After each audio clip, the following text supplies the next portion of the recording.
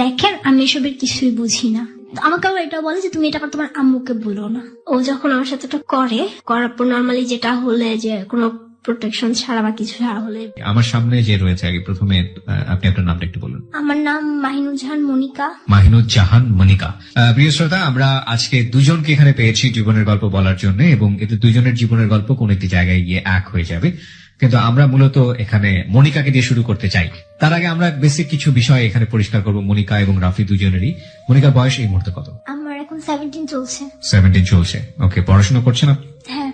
ওকে, কিসে পড়ছেন? আমি এবার এইচএসসি এক্সাম দিয়েছি, মানে এইচএসসি পাস ইন্টার পরীক্ষা আপনি দিয়েছেন? ওকে, ফাইনাল পরীক্ষা দিয়েছেন। আপনাকে দিয়ে শুরু করতে চাই। জি বলুন।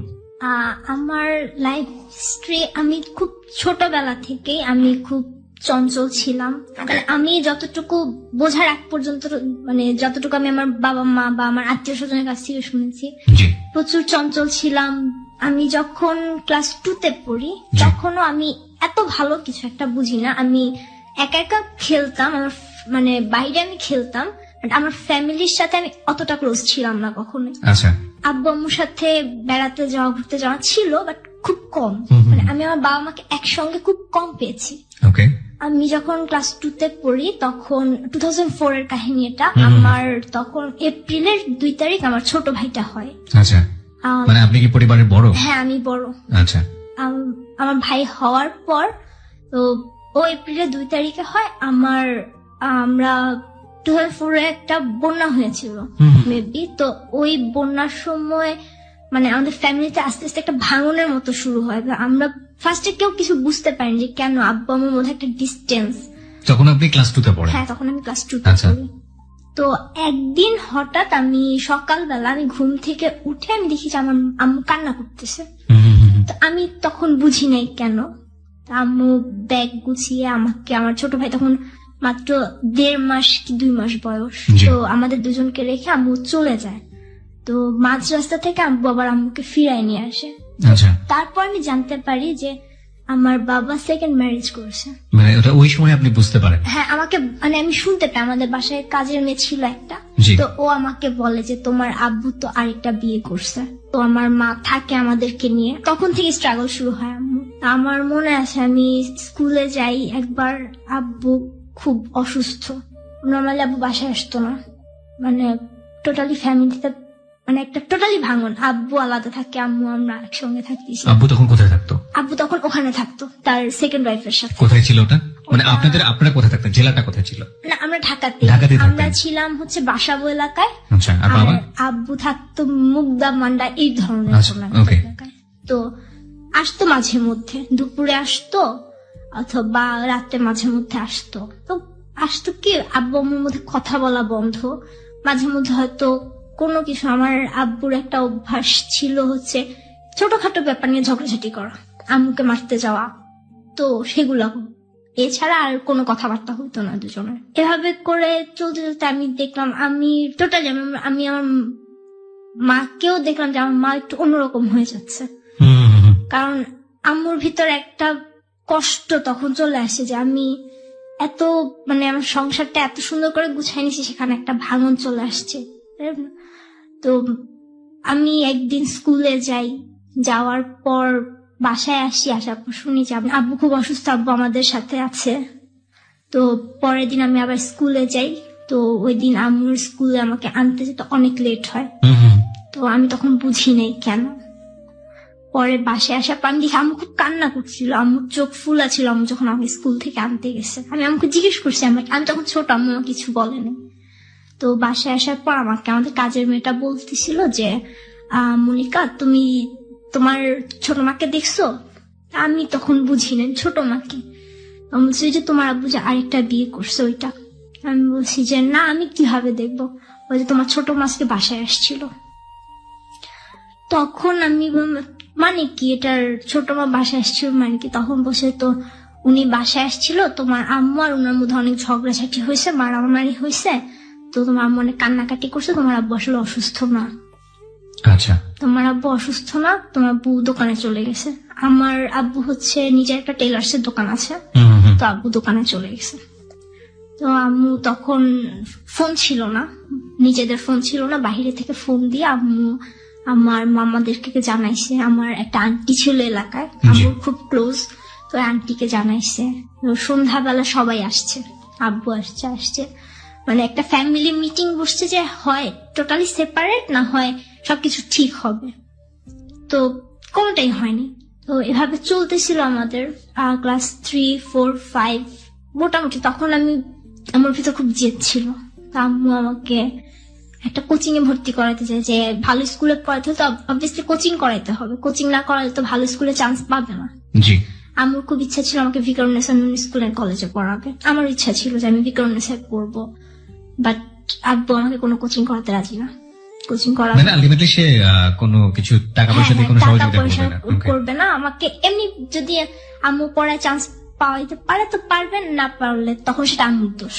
আচ্ছা, আমি Motijheel model high school and কলেজে ক্লাস 5 আমি অ্যাডমিশন টেস্ট দিই, এন্ড সেখানে প্রায় মোটামুটি 10-12 হাজার স্টুডেন্টের মধ্যে আমি 8ম হই। Very good. তো সেখানে অ্যাডমিট, তো আম্মু যখন আমাকে বলছিল, আব্বু বলছিল, আমার ছোটবেলা থেকে গান শেখার খুব শখ ছিল, খুব গান, মানে আমি গানের প্রতি খুব ঝোঁক, আমি বলতাম গান শিখবো। আব্বু আমাকে বলছিল তুমি যদি চান্স পাও আমি তোমাকে গানের স্কুলে ভর্তি করাই দেবো। আচ্ছা। আর আম্মু আমাকে কন্ডিশন দিয়েছিল, আমার নুপুর পড়ার খুব শখ, তুমি যদি চান্স পাও আমি তোমাকে একজনের উপর নুপুর বানাই দেবো। আম্মু বানাই এনে রাখছিল, আমাকে দেখাইছে তুমি যদি চান্স পাও এগুলো তোমার। আমি চান্স পেলাম। আম্মু, আমার মনে আছে আমি রেজাল্ট দেখতে আমি যাইনি, আমি ছোট, আম্মু গেছে, অনেক ভিড়। আম্মু রেজাল্ট দেখে এসে আম্মু নিজের হাতে নুপুর খুলে আমার পায়ে পড়াই দিছে। নুপুর খুলে মানে মানে না, আম্মু নুপুর কিনে নিয়ে এসে বানিয়ে এনে রেখেছিল, ওইগুলো আমাকে নিজের হাতে পড়াই দিছে। তো আব্বুকে যখন জানাইছি, আব্বু যখন জানছে, আব্বু খুশি হয়েছে যে হ্যাঁ পাইছেন। বাট আমি যখন বলছি আব্বু তোমাকে গানের স্কুলে ভর্তি করাবো না, আগে স্কুলে ভর্তি হও তারপরে করাবো। আব্বু খুশি হয়ে আমার তখন স্কুলে ভর্তি হওয়ার টাকা দিল, ভর্তি হলাম, ক্লাস স্টার্ট করলাম। আমাকে ভ্যানে দিল, কারণ মতিঝিল বাসাবো এত দূর, আম্মুর আসা যাওয়া পসিবল না, ছোট ভাই একটা, তো আমি আসা যাওয়া করি। বাট আব্বু আমাকে আর গানের স্কুলে ভর্তি করায়নি। ততদিন পর্যন্ত আপনার যে ছোট মা, মানে যে সৎ মা আমরা যেটা বলি, ওনার ঘরে কোনো বাচ্চা কাচ্চা হয়েছে? না, তখনও হয়নি। আচ্ছা, শুনি তারপর। তো তারপর হচ্ছে ওনার একটা, মানে উনি অন্য একজনের সংসারে ছিলেন আগে, ওনার জন্য ওটা সেকেন্ড বিয়ে। হ্যাঁ, ওনার জন্য এটা সেকেন্ড বিয়ে। ওনার ওইখানে আমার চেয়ে হয়তো 2-1 বছর ছোট একটা ছেলে ছিল। আমি এটা অনেক পরে জানতে পারি।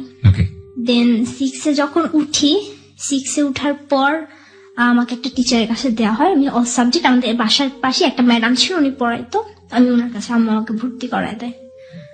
কত ছিল বেতন আমার ঠিক মনে নেই এই মুহূর্তে, আমি পড়ি, ওনার কাছে যাই, পড়ি। তা আম্মু তখন টোটালি টিউশনিতে ইনভলভ, প্রচুর পরিমাণে। আমি সকাল থেকে রাত পর্যন্ত, এর মধ্যে মানে আমি 6 উঠার পর থেকে আমি দেখতে পেলাম যে আব্বু যে 3000 টাকা দেওয়ার কথা ছিল সেই টাকাও দিচ্ছে না, টোটালি 2000 বা 2500 টাকা, তাও ওই যে ভেঙে ভেঙে, ফুলফিল না। তো আম্মুর টাকা দেখা যায় আম্মু আমাদের জন্য কিছু জমাবে, আম্মু খুব চিন্তা ছিল যে আমার ভাইয়ের চেয়ে বেশি আমাকে নিয়ে যায়, আমার তো মেয়েটাকে তো দেখতে হবে, ছেলে তো ছেলের কিছু হইলে কখনো সমাজে কোনো চোখ পড়বে না, বাট মেয়ের জন্য তো আমার কিছু করতে হবে, মেয়ের ভবিষ্যৎ তো অন্ধকার। আম্মু অল্প অল্প করে আমার জন্য টাকা জমাইতো, তারপরও খুব কষ্ট করতে হতো আম্মুকে। আমি 6 উঠার পরেই আব্বু বাসায় রেগুলার মানে খাওয়া দাওয়া স্টার্ট করে, টাকার অ্যামাউন্ট কমায় দেয়, কিন্তু আব্বু দুপুরবেলা খাচ্ছে রেগুলার। আমি যখন বিকালবেলা কোচিং করে বাসায় আসতাম, তা আব্বু আমাকে বলতো আম্মু কোথায়, আম্মু তো টিউশনিতে গেছে।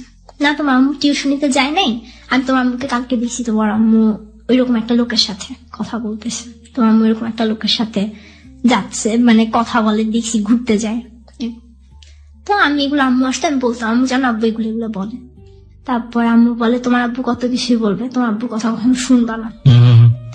তো আমি শুনবো না, বাট প্রতিদিন একই টাইপ কথা, মানে আপনার মা সম্পর্কে আপনার বাবা বলতো এসব কথা, আম্মুর ক্যারেক্টার সম্পর্কে।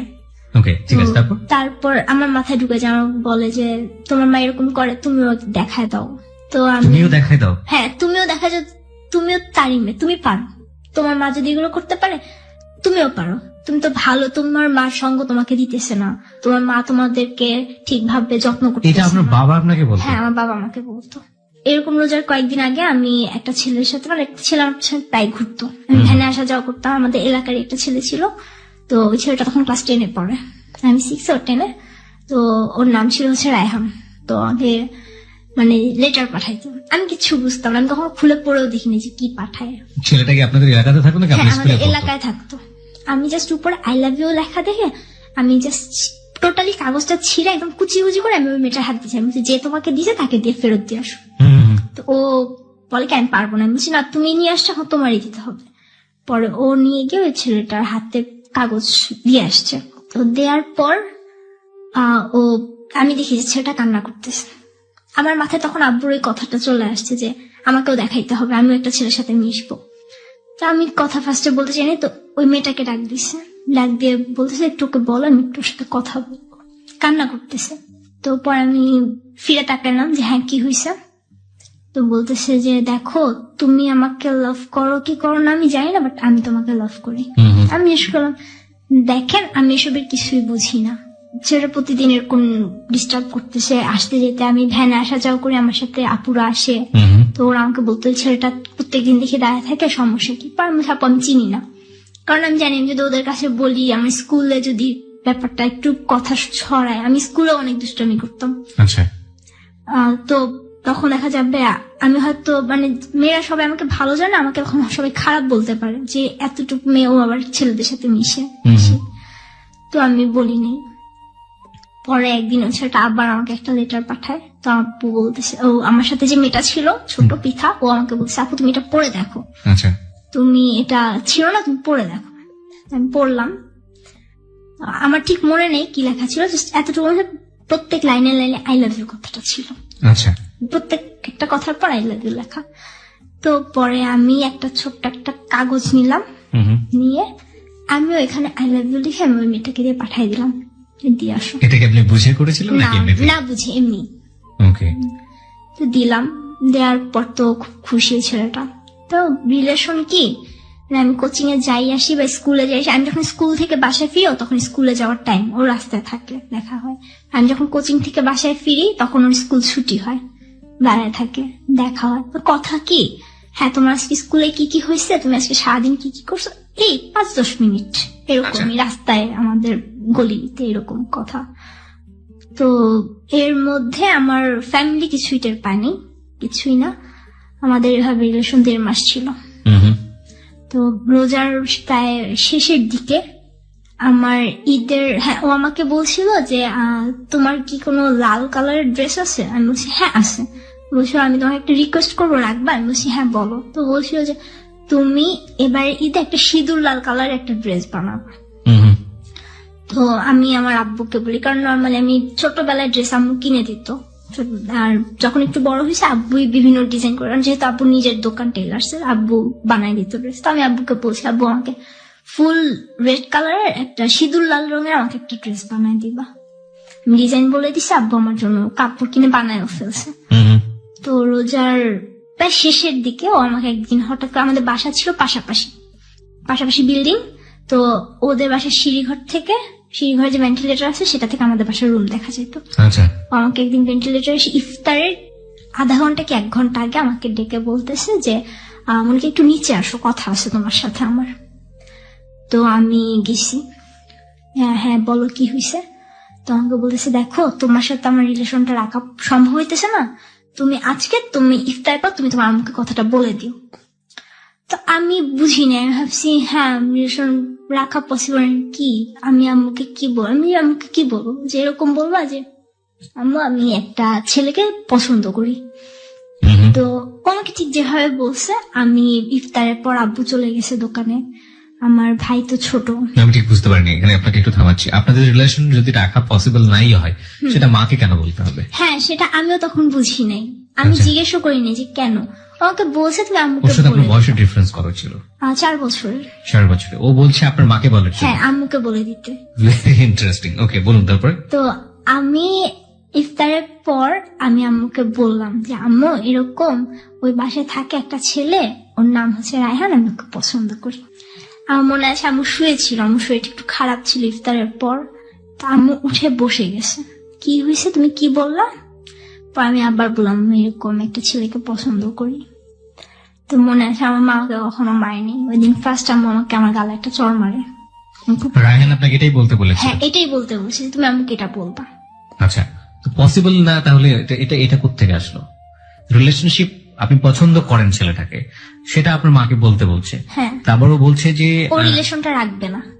এটা কি না বললে রাখবে না নাকি এমনিতেই রাখবে না? ওর কথা হচ্ছে আমি তোমার সাথে রিলেশনটা রাখতে পারবো না, এজন্য তুমি তোমার আম্মুকে বলে দিবা যে আম্মু আমি ওকে পছন্দ করি। ব্যাপারটা কেমন হয়ে গেল না? হ্যাঁ, আমার কাছে এখন মনে হয় যে আসলে এটা কেন ছিল, আমি যখন বুঝতে শিখছি তখন মনে হয় যে কেন ছিল, বাট আমার মাথায় তখন কোনো কোশ্চেন আসে নাই।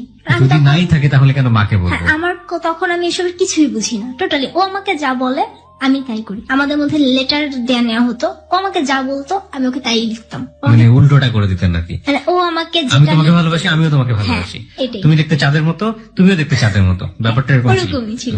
বুঝতে পেরেছি। যাই হোক, বললো তারপর? তো এরপর আম্মু আমাদের বিল্ডিং এ আমরা থাকতাম 5 তলা, আমাদের 4 তলা একটা আন্টি ছিল, তো আম্মু ওনার সাথে খুব ক্লোজ।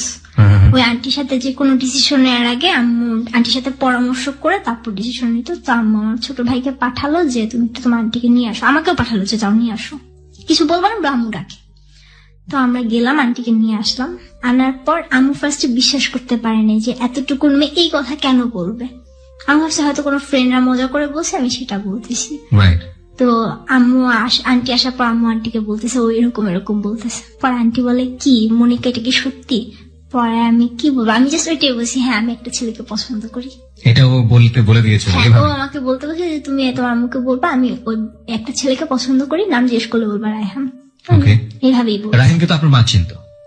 না, তখন চিনতো না, আগে চিনতো না, আমি বলার পর। তো যাই হোক, আম্মু বলতেছে এখন দেখেন এইটুক মেয়ে এই কথা কিভাবে বলে, ও পছন্দ কি বুঝে, ও তো কারোর সাথে মিশেও নয় ভাবে। হ্যাঁ খেলে, আমি নিজে খেলতাম, আমি ক্রিকেট খেলতাম, ব্যাডমিন্টন খেলতাম, বাট তার মানে তো এই না যে আমি ওই ছেলের সাথে খেলতাম। আমি আমাদের গলির ছেলে মেয়ে আমরা সব একসাথে খেলতাম, আব্বুর সাথে খেলতাম, এরকম ছিল। তো পরদিন আমার স্কুল বন্ধ, তখন আমি কোচিং এ যাচ্ছি, আম্মু ওকে রাস্তায় দেখলো।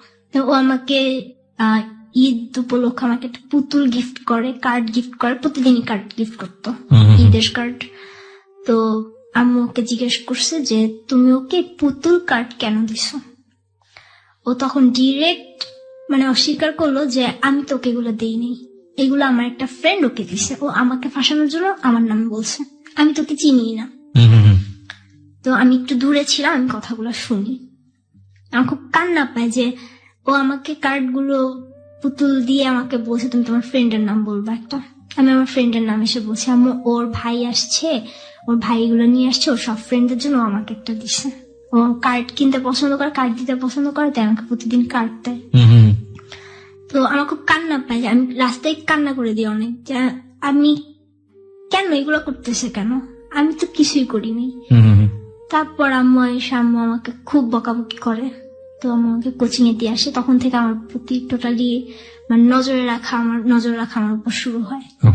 সবার মধ্যে একটু খটকা লাগে যে কেন হঠাৎ কি হলো, তো একাই আসা যাওয়া করে। আমাকে জিজ্ঞেস করে ম্যাডাম কি হয়েছে, তো বলছে না কিছুই না, ও একটু অসুস্থ, আপনি একা ছাড়েন না। ম্যাডাম আমাকে একা ছাড়ে নাই, আম্মু গিয়ে আমাকে নিয়ে আসছে, কোচিং থেকে নিয়ে আসে। আমার টিউশনের ফাঁকে আমার টিউশনিতে একটু বাধা পড়ে। 2 দিন পর আমি যখন কোচিং এ যাই আবার, ও যেহেতু ক্লাস 10 এ ছিল, আর আমার সাথে যে মেয়েটা ওর ছিল ক্লাস 5 এ যে পড়তো, ও হচ্ছে বৃত্তি পরীক্ষা দিবে, আর 10 এ ওদের টেস্ট পরীক্ষা প্রায় কাছাকাছি, ওদের কোচিং চলে, ওদের স্কুল খোলা। তো ও রায়হান ও পৃথার কাছে চিঠি দিছে একটা, দিয়ে বলছে তুমি একটু তোমার মনিকা আপুকে দিবা। ও আমাকে দেয়, আমার খুব রাগ উঠে যায় যে ও তো আমাকে চিনে না, কেন দিবে এটা। ও আমাকে বললো যে আপু তুমি এটা পড়ে দেখো।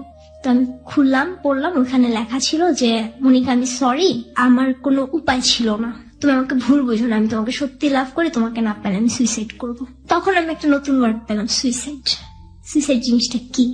চিন্তা করতেছি আমি সুইসাইড জিনিসটাকে ম্যাডামকে জিজ্ঞেস করবো। আমার সামনে মেয়েটা বসা ছিল, আমি ওর সামনে চিঠিটা পড়ি।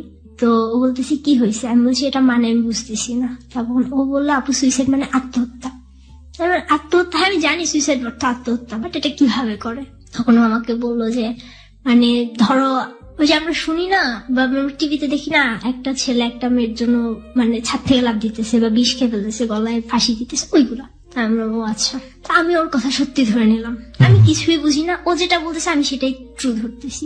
তো আমাকে চিঠিতে লাস্টে লিখছিল যে আগামীকালকে আমি তোমার জন্য সকালবেলা 9:30-10টার দিকে ওয়েট করব, তুমি বাসার থেকে বের হয়ে চলে এসো। আচ্ছা, এটা রায়হান আপনাকে বলছে। হ্যাঁ। আর আপনার মাকে যখন আপনি ধরনের কথা বললেন যে আমি রায়হানকে পছন্দ করি, আপনার মা আপনার সঙ্গে খারাপ ব্যবহার করলো, কিন্তু এই পছন্দের ব্যাপারটা কি, কেন হয়, এই জাতীয় জিনিসপত্র জানা বোঝানো বা এরকম কোনো কিছু কি করেছিল মা? হ্যাঁ, আম্মু আমাকে বলছে দেখো তুমি এখন অনেক ছোট, একটা ছেলেকে তুমি কিভাবে পছন্দ করো, তুমি কি পছন্দ করো আমাকে একটু সেটা বলো। আমি কিছুই বলতে পারি, আমি ওকে পছন্দ করি, কি পছন্দ করো আমাকে সেটা বলো। আমি কিছুই বলতে পারিনি, কারণ আমি তো টোটালি ব্যাপারটার সাথে পরিচিত না। পুরো বিষয়টা কি বুঝিয়েছিল তখন যে মানুষের মধ্যে লাভ জিনিসটা কি, না তখন প্রেম জিনিসটা কি? এভাবে কিছু বলেনি, আমাকে বলছে দেখো তোমার এখনো বোঝার বয়স হয়নি, তুমি আরো বড় হও তখন তুমি বুঝতে পারবা। This is a very very big fault in our society, ফ্যামিলিতে। যদি কোনো সন্তান যে বয়সেরই হোক না কেন, তারা যদি এই ধরনের কোয়েশ্চেন কখনো রেজ করে এবং একই সাথে যদি কোনো সিচুয়েশনে পড়ে যায়, সেটা ইভেন্চুয়ালি কোনো ঘটনার দ্বারা হোক কিংবা আকস্মিক ভাবেই হোক না কেন, তখন এই যে আমরা যে কথাগুলো বলি যে আরো বড় হও, তোমার এটা বুঝতে আরো সময় লাগবে, এটা ওদেরকে আরো বেশি কিউরিয়াস করে, আরো বেশি কৌতূহল করে যে কি এমন জিনিস এটার জন্য আমাকে বড় হতে হবে।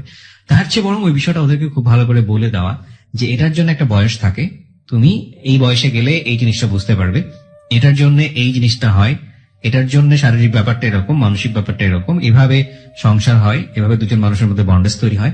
দুই একটা এক্সাম্পল তৈরি করা, ওর সারাউন্ডিং ও যে জিনিসগুলো ভালো বুঝে সেগুলোর মধ্যে থেকে দুই একটা এক্সাম্পল বের করা, এই জিনিসটা যদি খুব ক্লিয়ারলি ওদেরকে বুঝিয়ে দেওয়া যায় তাহলে কিন্তু এই কমপ্লেক্সিটিটা তৈরি হয় না। যাই হোক, আমরা একটু শুনি। তারপর আমি চলে আসতে বলেছে। হ্যাঁ, আমাকে চলে আসতে বলে। তো আমি পরদিন আমাকে আবার এটা বলে যে তুমি এটা তোমার আম্মুকে বলো না। তো আমি ঠিক আছে আম্মুকে বলবো না। তো ওই দিন আমার ইফতারের সময় আম্মু আব্বুর সাথে তো কথা বলেই না। ওই দিন অনেক বছর পর আম্মু আব্বুর সাথে কথা বলে শুধু আমার জন্য। ওকে, চলে আসা বলতে আপনি কিছু বুঝতে পেরেছেন? চলে যাওয়া বলতে কি? চলে আসা মানে ও বলতেছে তুমি বাসা থেকে বের হয়ে আসবা, আমরা ঘুরবো। আমি জাস্ট ধরে নিছি যে হ্যাঁ আমি যাবো, হয়তো দেখা করতে হবে এরকম কিছু। আমি এরকম ধরে নিই। তো ও আম্মু আব্বুর সাথে ওই দিন ইফতারের সময় কথা বলো। আমি তখন আব্বুর সাথে ইফতার করতাম, কারণ যেহেতু আব্বু আম্মুর মধ্যে কোনো বন্ডেজ নাই তখন। তো আম্মু আলাদা ইফতার করছে, আমি আব্বুর সাথে করি, বা আমি মাঝে মধ্যে আম্মুর সাথে করি। আম্মু আমাকে ছোটবেলা থেকে যে তোমার আব্বুকে কষ্ট দেয়। মানে আপনারা সবাই মিলে একসাথে থাকতেন? ছোট মা ফ্যামিলিতে থাকতেন? না, ছোট মা কোথায় থাকতো? আলাদা। কোথায় সেটা? মুগদাতে থাকতো। বাবা আপনাদের এখানে আসতো ইফতার করার জন্য? হ্যাঁ, ইফতার করতো আমাদের এখানে। আচ্ছা, রাতের বেলা থাকতেন উনি? না, রাতে থাকতাম না। থাকতেন না, ঠিক আছে। খুব কম, মাঝে মধ্যে। তখন আপনার মার সঙ্গে ডিভোর্স হয়নি? না, ডিভোর্স হয়নি। ওকে। তো তারপর আমি ইফতার করছি, এর মধ্যে আম্মু হঠাৎ করে আব্বুকে এসে বলতেছে তোমার মেয়ে তো একটা ছেলেকে পছন্দ করে। তা বলতেছে ছেলেকে পছন্দ করে মানে কি? বলতেছে ওই বাসায় থাকে এরকম একটা ছেলে, ক্লাস 10-এ পড়ে, ওই ছেলে নাকি তোমার মেয়ের সাথে ছেলের সম্পর্ক। তো আব্বু ভালো মতো কিছু শোনার আগে আব্বু আমাকে অনেক জোরে একটা চড় মারে, এটা আমার মাথায় লাগে। মাথায় লাগার পর কিছুদিন পর থেকে আমি সাফার করতে শুরু করেছি। আমার চোখে একটু, আমি ঠিক বুঝলাম না, বাবাই তো আপনাকে ইন্সপায়ার করলো এসব জায়গাতে যাওয়ার জন্য? বাবা ইন্সপায়ার করেছে, বাট তার টার্গেট ছিল সে আমার মাকে আমার কাছে ছোট করবে, সে ফ্যামিলির কাছে আমার মার দোষ দিবে যে আমার মা আমাদেরকে রেখে টিউশনি করে তাই আমরা খারাপ হয়ে গেছি। বাবা চড় মারলো তারপর? তো মারার পর আমি খুব কান্না করি। ইফতার আমি রোজা ছিলাম, বাট আমার ওইভাবে আমি ইফতার করা হয়নি। তারপর মানে টোটালি আমি খুব, মানে আমি বললাম আমি চঞ্চল ছিলাম ছোটবেলায়, আমি তখন থেকে আস্তে আস্তে খুব চুপচাপ হয়ে যাওয়া শুরু। বাবাকে আমি আগে থেকেও ভয় পেতাম, বাট তখন আরো বেশি ভয়। তো পরদিন ও আমাকে সকালবেলা, আম্মু মনে আছে আমি 7টা বাজে টিউশন নিতে যেত, 6টা-7টার সময়। তো আম্মু 7টার দিকে মেবি টিউশন নিতে গেছে।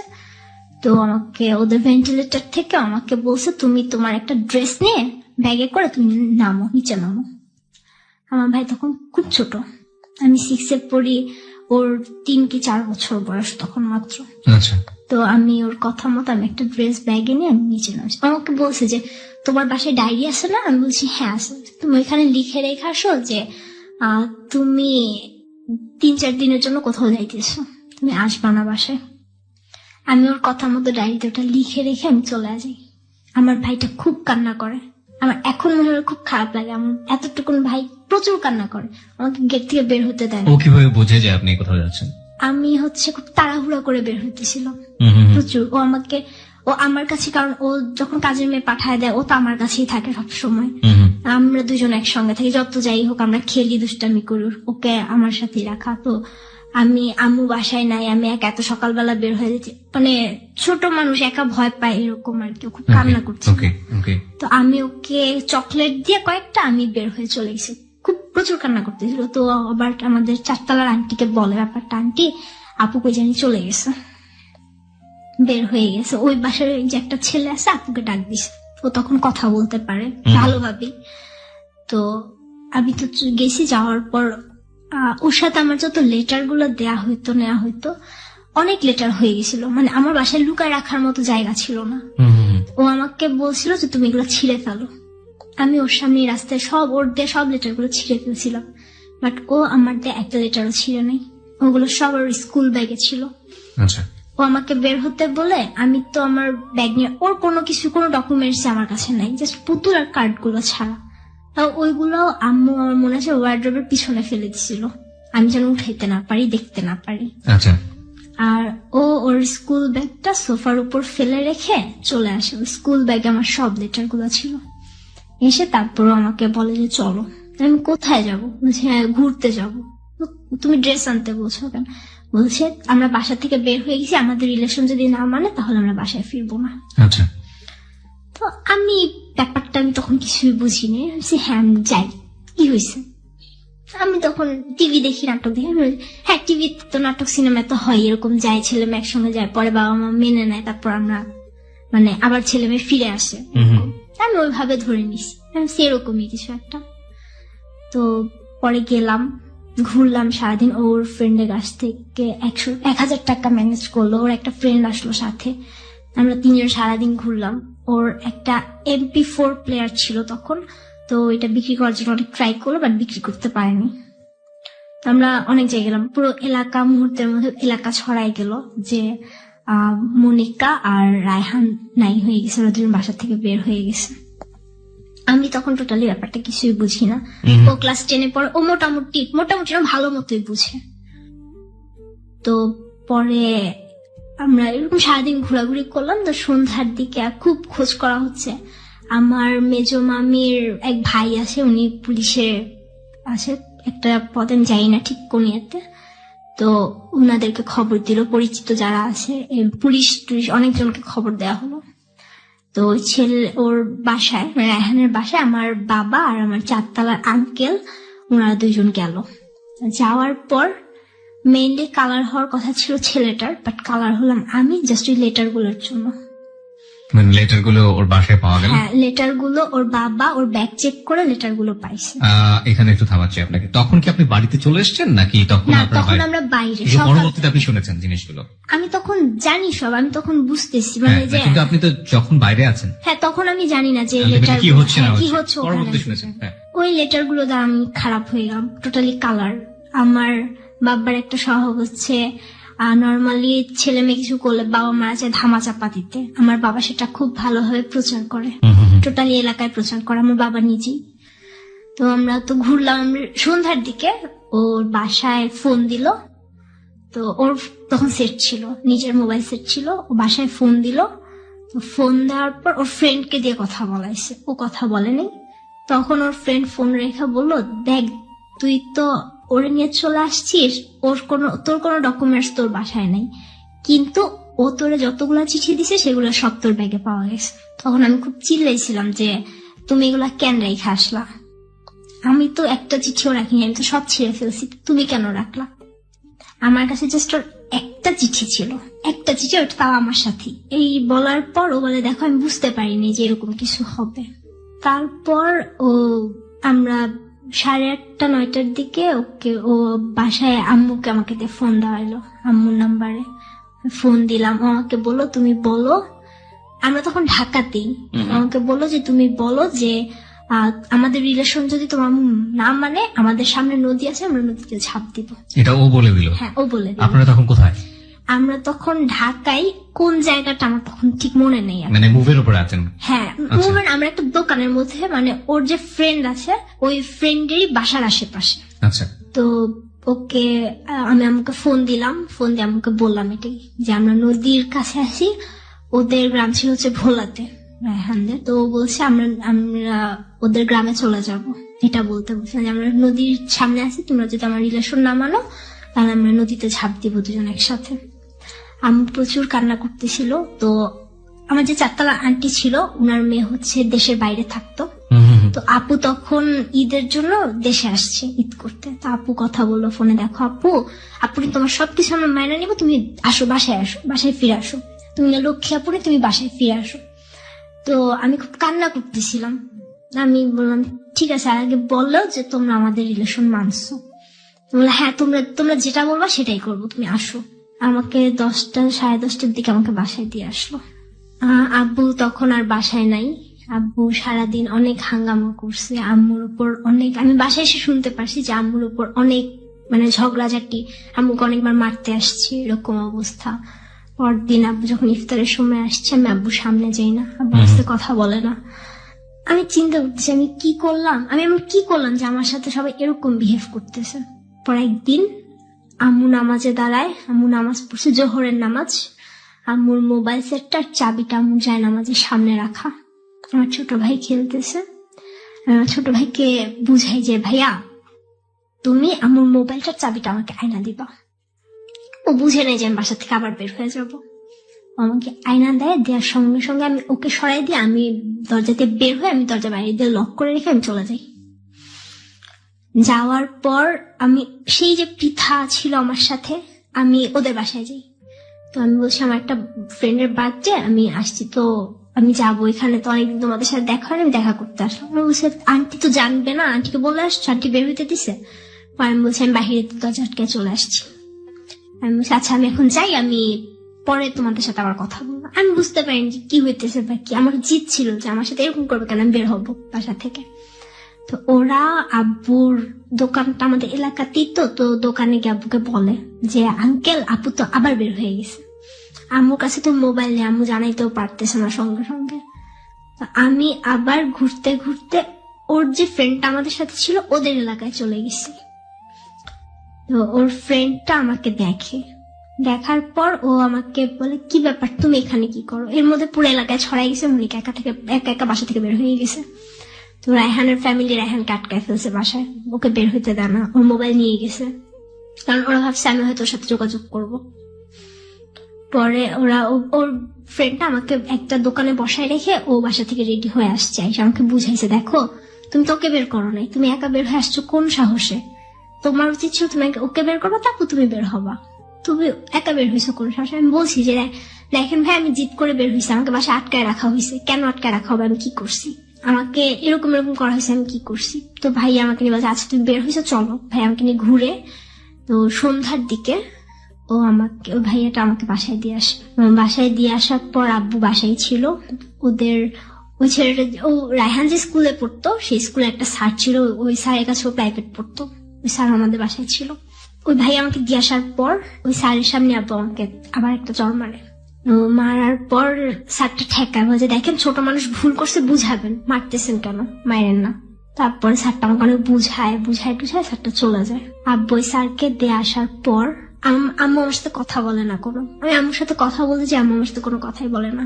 আব্বু স্যারকে নিচে দিয়ে আসা দরজাটা আটকায় বাসার। আটকানোর পর আমার আমি ব্যাডমিন্টন খেলতাম খুব, আমার র্যাকেট ছিল ব্যাডমিন্টন খেলার, আমার ছোট ভাইয়ের ক্রিকেট ব্যাট ছিল। আমার বাবা আমাকে সেই র্যাকেট দিয়ে ফার্স্ট একটা র্যাকেট দিয়ে আমাকে পিটানো শুরু করে। তো আমি কান্না করব কি, আমার কান্না মানে আমার চোখ দিয়ে পানি পড়তেছে, আমার মুখ দিয়ে কোনো শব্দ বের হইতেছে না, আমাকে প্রচুর মারতেছে। আমি পরে হঠাৎ করে দেখি আমার হাতে রক্ত, ঘরে রক্ত ছিটকায় পড়ছে, ওইটা দেখে আমি চিৎকার দিছি, রক্ত দেখে ভয় পেয়ে চিৎকার দিছি। দেওয়ার পর আব্বু আমাকে অনেক গালাগালি করে, অনেক খারাপ ভাষা, অনেক গালাগালি করে। আর ফার্স্ট যে র্যাকেটটা দিয়ে মারতেছিল র্যাকেটটা ভেঙে যায় মারতে মারতে। তারপর আমি আম্মুর পায়ে ধরি, আম্মুর পায়ে ধরে মাপছি যে আম্মু আমি এগুলো কখনো করবো, তোমাকে মাফ করে দাও। আম্মু আমাকে ধরে নেই। তো আম্মুর একটা কথা ছিল, আম্মু বলতো শাসন করো মারো, বাট কখনো মাথায় মারবা না, হাতে পায়ে মারো, মাথায় মারবা না। বাট আমার বাবা সবসময় মাথায় মারত। তো 2টা র্যাকেট ছিল, 2টা র্যাকেটই আমাকে মারতে মারতে ভেঙে ফেলছে। লাস্ট পর্যন্ত সে আমার ভাই ক্রিকেট ব্যাটটা নেয়, আমাকে ওইটা দিয়েও পিঠে আমার মাথা ফাটায় ফেলে। এরপরে যখন আব্বুর একটু হাত কাটে, আব্বু ব্যাট ফালাই দিয়ে আব্বু বলে এইরকম মেয়ে আমার দরকার নেই, আমার এরকম মেয়ে থাকার চেয়ে আমার একটা ছেলে, আমার কোনো মেয়ে নেই। এই কথা বলে আব্বু রান্নাঘর থেকে বটি নিয়ে আসে। তো তারপর বটি নিয়ে এসে আমার ছোট ভাই খুব কান্না করতেছিল, আমি তো রক্ত দেখে ভয় পেয়ে চিৎকার করছি। মানে এমন অবস্থা, আমি আমার ঘরে আমাদের ফ্রিজের উপর রক্ত ছিটকায় পড়ছে, শোকেসের গ্লাসে রক্ত, আমার সারা শরীর রক্তে ভিজে গেছে, এরকম অবস্থা। তো আপু যখন বটি নিয়ে আসছে আমি অনেক ভয় পাইছি, আমাদের বটিটা অনেক বড়। তো আম্মু আমাকে ধরতে আসে নাই, আম্মু আমার ভাইকে পাঠাইছে যে তুমি দৌড় দাও, তুমি দৌড়ে তোমার আন্টির কাছে যাও চারতলা, তোমার আন্টিকে নিয়ে আসো, বলো যে আব্বু আপুকে মারতেছে। তো আব্বু জাস্ট বটিটা মানে ধরছে, আব্বু আমাকে কোপ দিবে এরকম অবস্থায় আন্টি চলে আসছে। আমার ভাইটা গিয়ে আন্টিকে বলছে আন্টি আব্বু বটি নিছে, আপুকে খুন করে ফেলবে। আন্টি দৌড়ায় এসে আব্বুর বটিটা হাত থেকে কেড়ে নিছে, দেখে যে আমার শাশুড়ি রক্ত, আমার মাথা ঘুরানো, আমি সেন্সলেস মানে হয়ে যাচ্ছি বাট হচ্ছি না, এরকম অবস্থা। তো পরে আন্টি এসে আমাকে ধরে, তারপর আব্বু আরো মারে আমাকে আন্টি।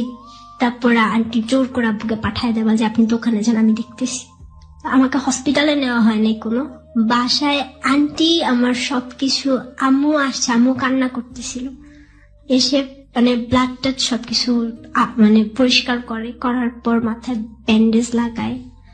তো আমি খাবো না, আমি প্রচুর কান্না করতেছিলাম আর মানে অনেক ভয় পেয়ে গেছিলাম। আন্টি আমাকে জোর করে, আন্টি নিজে হাত দিয়ে আমাকে ভাত খাওয়ায়, একটুখানি খাওয়ায়, আন্টি আমাকে ঘুম পাড়ায়, ওষুধ খাওয়ায়, ঘুম পাড়ায়, তারপর আন্টি যায়। তো আমার টিউশনি মোটামুটি তখন অনেকখানি ছেড়ে দেওয়ার অবস্থা। আমাকে যখন টিউশনিতে যেত আম্মু আমাকে আন্টির বাসায় রেখে যেত, আমার হাত কাটা, মাথার অবস্থা খারাপ, এভাবে রেখে যেত। আর তখন আস্তে আস্তে আমার ফিজিক্যাল চেঞ্জ শুরু হয় এই 6 এর লাস্ট দিক থেকে। ওকে, বুঝতে পারছি যে অ্যাডোলেসেন্স পিরিয়ড যেটাকে আমরা বলি বয়ঃসন্ধিকাল। হ্যাঁ, তো আম্মু আমাকে এরপর ভ্যানে আমাকে দেয় না স্কুলে, আম্মু নিয়ে আসে। পরে এক সময় আমি তার কিছুদিন পরে আমি যখন 7 এ উঠে যাই, তখন আমি জানতে পারি যে এই রায়হান মেয়েদেরকে ইউজ করে, ও আমাকে জাস্ট ইউজ করছে, ওর টার্গেট ছিল, ওর আমাকে ভালো লাগছে, আমাকে এলাকায় কালার করবে। ও এর আগে এরকম 2-3টা মেয়েকে করছে। এটা আপনি কিভাবে জানেন? ওদের বাসায় ওর সাথে থাকতো, ছোট ছিল, আমার সমান ছিল, আমার একটু ছোট ছিল, ওর সাথে ওরা ওকে ভালো করে চিনতো। মানে কারোর কাছ থেকে আপনি এটা শুনেছেন? হ্যাঁ, আমাকে বলছে যে আপু এরকম। তারপর থেকে আমি চুপচাপ তো হয়ে গেছি, আমি 6 এর থেকে আমি কথা বলি না বাসায় ঠিক মতো, একদম আম্মু আমাকে নেয় আনে, আমি কোচিং করি, আমাকে বাসার যে ম্যাডামের কাছে পড়তাম ওই ম্যাডামের কাছে দেয় না। আমি 7 এ জাস্ট একটা জায়গায় অঙ্ক করতাম, আম্মু আমাকে নিয়ে আসতো। আমি 7 এর বছর টোটালি জাস্ট পড়াশোনা নিয়েছিলাম। হ্যাঁ, আমার একটা অভ্যাস হয়ে গেছিল, আমি আমার ফুফাতো বোনের বিয়ে ছিল, আমি বিয়েতে গিয়েছিলাম আব্বুর সাথে গ্রামে। তো গ্রামে যাওয়ার পর আমার ফুফাতো বোনের বিয়েতে আমি 2000 টাকা পাই, সেখান থেকে 1100 টাকা দিয়ে আমার একটা রেডিও কিনে, আমাকে নিয়ে গিয়ে রেডিও কিনে, আমার রেডিও শোনার অভ্যাস হয়ে গেছিল, প্রচুর রেডিও শুনতাম। তখন থেকে আমার ভিতরে একটা শখ জেদ চেপে গেছিল যে আমি আরজে হব। আমি যে আম্মুকে বলতাম আম্মু আমি তো গান শিখতে পারিনি, আমি আরজে হব। তা আম্মু বলতো পড়াশোনা করো, বড় হও, সব হইতে পারবা। তখন আপনি কোন ক্লাসে পড়েন? ক্লাস 7 এ। তখন আপনি ক্লাস 7 এ পড়েন। ওকে। আমি ক্লাস 7 এর বছর টোটালি পড়াশোনার দিকে ইনভলভ, কোনো কিছু না, পড়াশোনা করতেছি, আম্মুর সাথে আসা যাওয়া করতেছি। হ্যাঁ, তখন আমাকে বোরখা দেওয়া হয়েছিল, আমি বোরখা পড়তাম, বোরখা পরে স্কুলে যেতাম, স্কুল থেকে আসতাম আম্মুর সাথেই। সেই সময়টা থেকে রায়হানের সাথে সম্পর্ক পুরোপুরি না, আমার তখন সব মানে ওই যে আমি ঈদের পর আসলাম, মার খেলাম, তখন থেকে আমার সব অফ, বাসা থেকে বের হওয়া অফ আমার। তো ক্লাস 8 এ ওঠার পর মার্চ মাসে আমার সেজন্য আমার বিয়ে ছিল। তো তখন ওই একই বিল্ডিং এর রায়হানরা তখন বাসা ছেড়ে চলে গেছে, একই বিল্ডিং এর আমাদের বাসা থেকে দেখা যায় ওদের রুম, ওই বাসায় আরেকটা ফ্যামিলি আসে, ওখানে একটা ছেলে ছিল, ওরা 3 ভাই ছিল আর এক বোন ছিল। বড় ছেলেটা যে সে আমাকে ইশারা ইঙ্গিত মানে যেভাবে আমার আকর্ষণ করা যায়, আমাকে দৃষ্টি আকর্ষণ করা যায় এরকম করতো, আমি ফার্স্টে পাত্তা দিতাম না। তো তারপর আবার ফাজলাম করতে করতে না মানে কি হয় তখন আমার ফ্রেন্ড ছিল 2-3 জন, তখন আমাদের মধ্যে বয়ফ্রেন্ড কি জিনিস সেটা নিয়ে কথা হতো। ওকে, তখন আমি একটু একটু বুঝি যে হ্যাঁ একটা ছেলের সাথে একটা মেয়ের কি ধরনের রিলেশন হইতে পারে, আমি কথা বলি এসি। তো ওই ছেলেটা আমাকে নাম্বার দেয়, আমি একদিন স্কুল থেকে ওকে ফোন দিই। তো ফোন দিয়ে আমি বলি যে ওর নাম ছিল হচ্ছে রানা। আমি ফোন দিয়ে বলি যে হ্যাঁ কে, আমাকে বলতেছে কে, পরে আমি বলছি বলেন কে হতে পারে, আপনি রানা ভাইয়া না? বলছে হ্যাঁ। তো পরে অনেক রিকোয়েস্ট করার পর আমি আমার নাম বলি, কারণ স্কুল থেকে ফোন দিয়েছি, নর্মালি ওইসব স্কুল থেকে ফোন দেওয়া যায় না, গার্ডিয়ানদের ফোনে কন্ট্যাক্ট করে টিচাররা দিয়ে তারপর দেয়। আমি অনেক কষ্ট করে অনেক কাহিনী করে আমি ফোন দিয়েছিলাম, আর আম্মুর ফোন আমাকে তখন ধরতে দেয় না। আর পরে এরকম কথাবার্তা হয়, একদিন আম্মু বাসায় ফোন ভুল করে রেখে যায়, আমি ওকে ফোন দিই, হ্যাঁ আমি এরকম। তারপর বল যে এটা কার নাম্বার? আম্মুর নাম্বার। ঠিক আছে, আমাকে প্রপোজ করে। কয়েকদিন আমি একটু ঘুরে ফার্স্টে বল যে আচ্ছা তুমি আমার সাথে প্রেম করা লাগবে না, আমরা ফ্রেন্ড হয়ে থাকি। আচ্ছা ঠিক আছে। আমরা বেশি দিন ছিলাম না ফ্রেন্ড হয়ে, 1 মাস। এরপর থেকে আমাদের রিলেশন, কিভাবে রিলেশন হয়ে গেছে বলতে পারবো না, হয়ে গেছে। ও আমাকে আই লাভ ইউ বলছে, আমিও বলছি। ওর সাথে রিলেশন বলতে কি কোনো কিছুই ছিল না আমাদের, যে রেগুলার ফোনে কথা বা কোনো লেটার দিচ্ছি নিচ্ছি এরকম কিছুই না।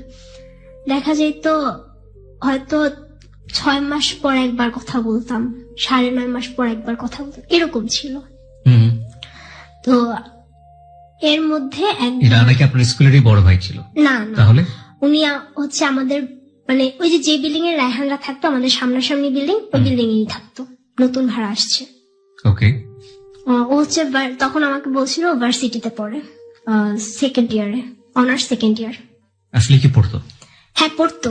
ওকে, তার মানে তো বিশাল গ্যাপ আপনার সঙ্গে পড়ে। হ্যাঁ, অনার্স সেকেন্ড ইয়ারে পড়ে। ওকে। তো তারপর রিলেশন কি আমরা এভাবে যাচ্ছি, 9 এর যখন শেষের দিকে চলে আসছি, আব্বু আমাকে একটা মোবাইল দেয় বাসায়, কারণ আম্মুর সাথে তো আব্বুর কোনো কন্টাক্ট নেই। তার মধ্যে হচ্ছে আমি স্কুলে যাই, কোচিং করে একবারে বাসায় আসতে আসতে আমার সন্ধ্যা রাত হয়ে যায়। আম্মু আমার সাথে থাকে কিন্তু আব্বু তো খোঁজ নিতে পারছে না, সেজন্য আমাকে একটা ফোন দেয় সিম সহ। তো ওই নাম্বারটা শুধু আব্বু আম্মু জানতো আর আমার চাচা জানতো, আর কেউ জানতো না। তো আমি ওর থেকে আবার ও আমাকে এটা জানার পর আমাকে একটা সিম দেয়, বাংলালিংক সিম। তো আমি ওই সিমটা আমি নেই, ওই মোবাইলে নিয়ে চালাই, ওর সাথে কথা বলি। তখন ডিসেম্বর মাস 9 আমি যখন পড়ি, ওর কাছ থেকেই আমি মোটামুটি না পুরোপুরি লাভ জিনিসটা কি, একটা ছেলের সাথে একটা মেয়ের রিলেশন কেমন হতে পারে, কি ধরনের কথাবার্তা হতে পারে, সবকিছু আমি ওর কাছ থেকেই শিখি।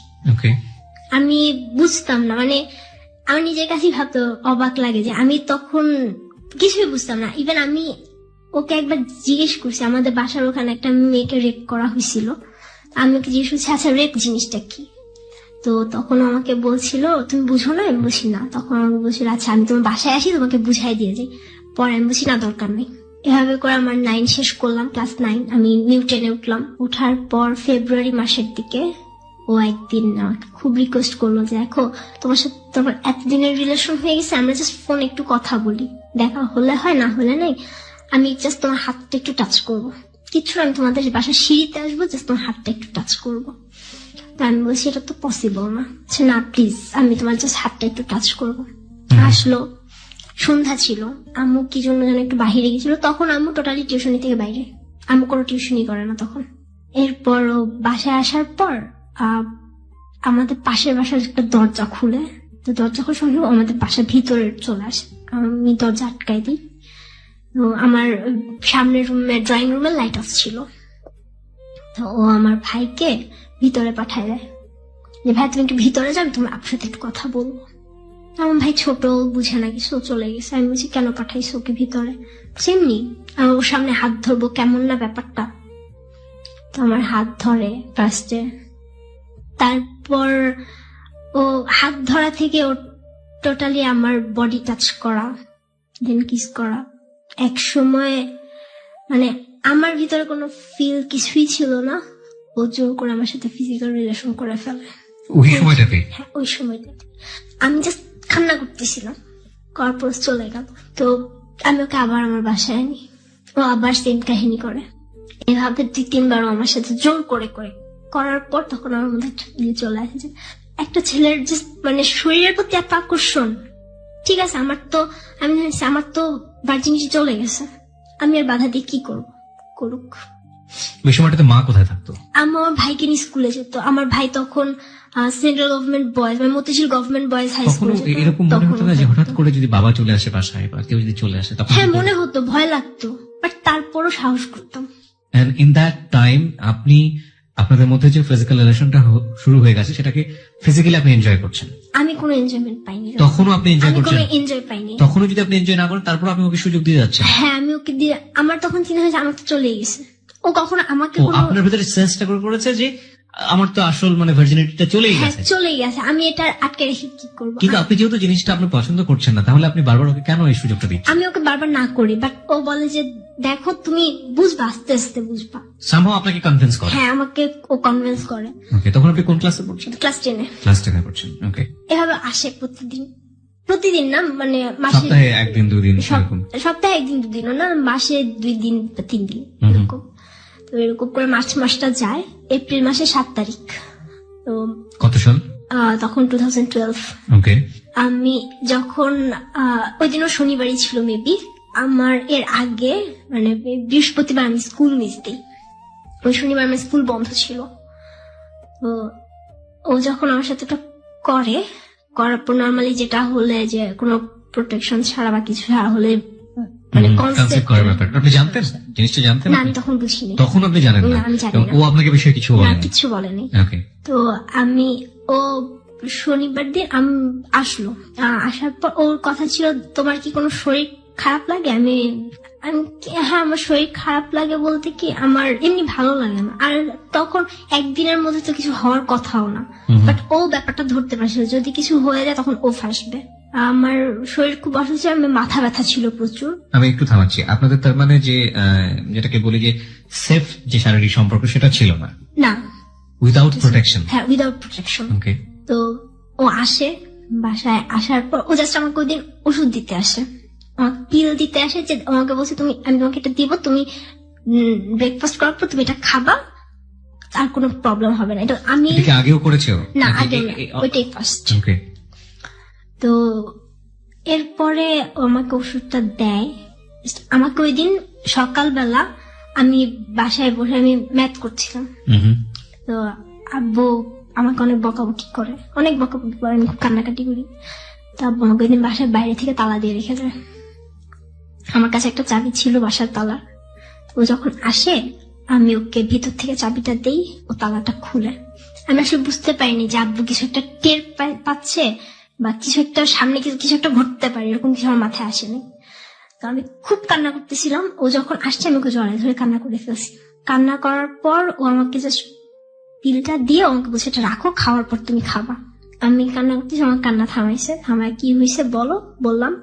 বলার পর ও বের হয়ে যাবে, জাস্ট দরজার সামনেই ছিল, ঘুরে জাস্ট যাবে। এর মধ্যে আমি দেখি আব্বু সিঁড়িতে উঠতেছে, 4 তলার সিঁড়িতে। তো এরপর আব্বু চলে আসলো। আমার উচিত ছিল ওকে আমি দরজার সামনে থেকে সরাই দিয়ে দরজা আটকাই দেওয়া, বাট আমি ওকে কেন বাসার ভিতর টেনে নিয়ে চলে আসছিলাম। এসে আমি ভিতর থেকে দরজা আটকাই দিছি। ও আমাদের বাসার বাথরুমে গিয়ে ঢুকছে। আব্বু সে দরজা নক করছে, তোমার দরজা খোলা কেন? আমি তো তালা দিয়ে গেছি। আমি বলছি আব্বু 4 তলার আন্টি আসছিল, আন্টি বাসায় যেতে, কি জন্য দরকার আছে। তো এরপর আব্বু আন্টির বাসায় যায়।